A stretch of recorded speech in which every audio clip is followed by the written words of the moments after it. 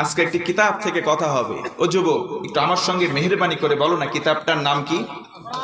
বলো না কোরআন। আরো জোরে বলো কোরআন। এর কোরআন বললে তো গোনা হবে না। কফ র হামজা নুন কোরআন, চারটা হরফ। নবীজি বলেন অ্যাটলিস্ট কমপক্ষে কোরআন শব্দ বললে 40টা নেকি ওই বান্দার আমলনামায় দেওয়া হয়। আর রহমান আল্লামাল কোরআন। আল্লাহ পাক বলেন যালিকাল কিতাব লা রাইবা ফি হুদাল লিল মুত্তাকিন। This is the book. There is no doubt indeed. It's a divine book from Almighty Allah to His Messenger Muhammad sallallahu for the every mankind of the world as a hidayah. জোরে কোন সুবহানাল্লাহ।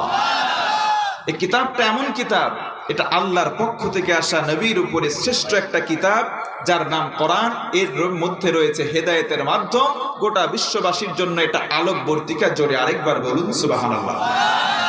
ইসলাম সেরা প্রধানত 10 কারণে। জোরে বলেন তো কয় কারণে? আরো জোরে বলেন কয় কারণে? আমি কি বলবো না শেষ করে দেব? আমার ভাইয়েরা গভীর মনোযোগ বাড়িয়ে দেন। ইসলাম ধর্মটা আমরা মানি। ইসলাম কেন সেরা আমরা অনেকেই সেটা জানি না। আমার মায়েরা, আমার বোনেরা, সারা জীবন গল্প করেছেন, সারা জীবন অন্য অন্য কাজের মধ্যে নিজেকে নিয়োগ করেছে। কতদিন পরনিন্দা পরচর্চা করে করে নিজের গুনাহের জিন্দেগিটা ভরপুর করেছে। আজকের দিনটা চুপ করে বসুন, আমার দিকে মনোযোগ বাড়ান। আমার ভাইরা, বাবাজিরা, আমার কথাগুলো হবে একমাত্র আমরা সবাই মুক্তি পাবো এই লোককে শুনবো ইনশাআল্লাহ। ইসলাম ধর্মটা সেরা কেন? কারণ হিসেবে 10টা কারণ।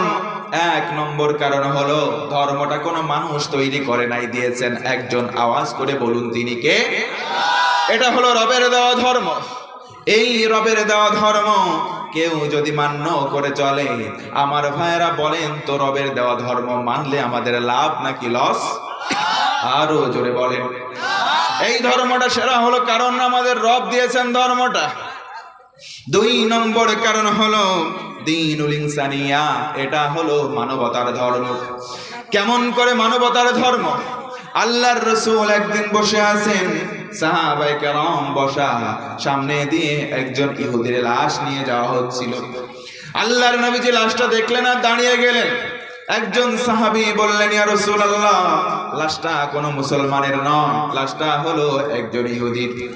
আল্লাহর নবীজি বললেন, সাহাবী আমি জানি ওই লাশটা কোনো মুসলমানের নয়, ওই লাশটা হলো ইহুদি। কিন্তু ইহুদি হলেও সেই লাশটা হলো একজন মানুষের। কথা বলেন ঠিক কিনা? ইসলাম মানবিকতা শিক্ষা দেয়, ইসলাম মানুষের ইনসানিয়ত শিক্ষা দেয়, ইসলাম সব সময় মানবতাকে সবার অগ্রাধিকার দেয়। জোরে বলুন সুবহানাল্লাহ। নবীজি আমার একদিন খাবার খাচ্ছেন, হযরতে বেলাল রাদিয়াল্লাহু আনহু নবীজির পাশ দিয়ে